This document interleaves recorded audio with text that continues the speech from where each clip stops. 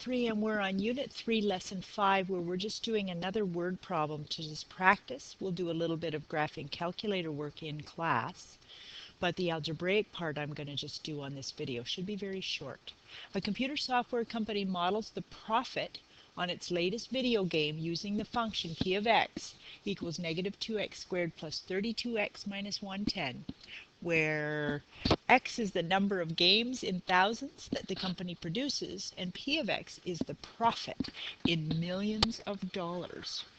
Okay, x is the number of games in thousands. Okay, what do I know about this function graphically? Well, I know that it's upside down because of the negative a.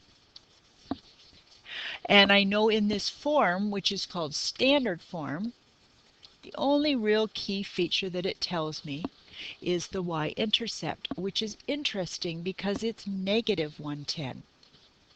So it's suggesting that at the beginning of the story, where you've not produced any games yet, you're in debt.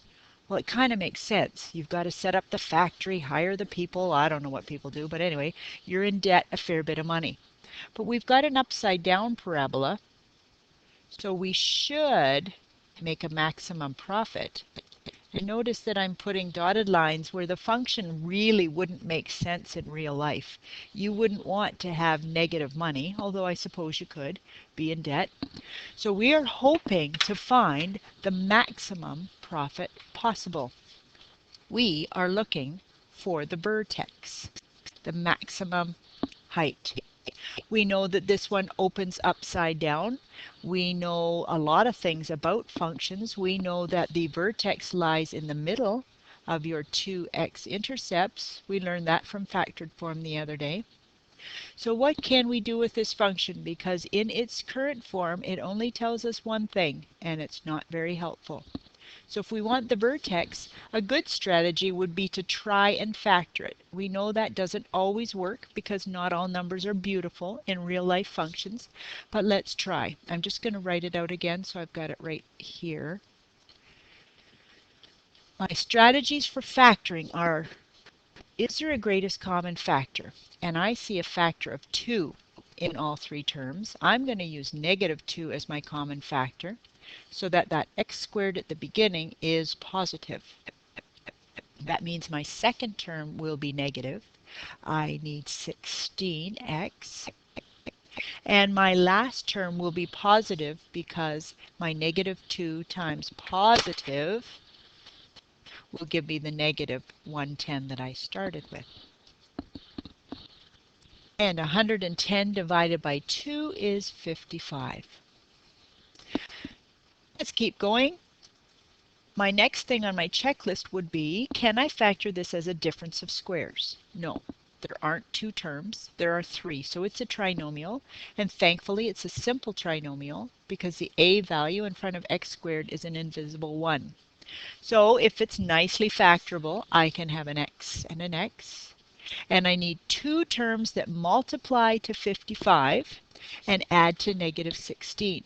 Well, I know if I'm going to multiply to a positive, both the signs would have to be the same. And if they're also going to add to negative 16, they must both be negative.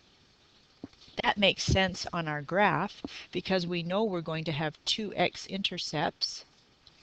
And so I'm going to have x subtract one of them and x subtract the other in my two brackets. All right, what multiplies to 55 and adds to 16? 5 and 11. Okay, so here's my 5, here's my 11. And it says it wants the maximum profit, so I need to know where this vertex is.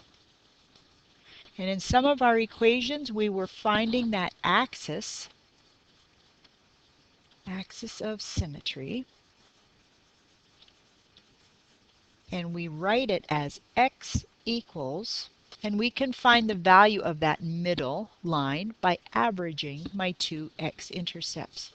5 plus 11 over 2 will tell me that middle value. Some of us are pretty clever and we can figure it out by good guess and check, but the value is 8.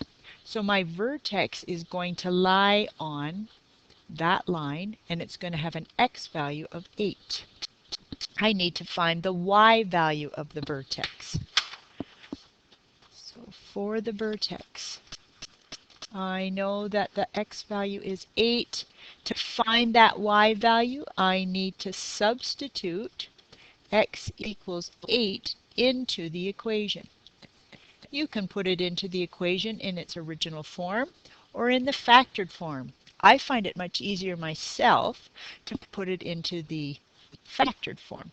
So function notation would be p of 8, or y equals, in old times, would be -2. I'm going to put an 8 in for that x, and an 8 in for the second x, and there we go. I just need to solve that. -2. 8 subtract 11 is -3, and 8 subtract 5 is 3. That's interesting. I have three numbers being multiplied, 2 times 3 times 3, and two of them are negative, so I'm going to end up with positive 18. So my vertex is at 8, 18. We've got the vertex, we can answer the question. It says, how can you determine the maximum profit possible? We have determined it by finding the vertex, and the maximum profit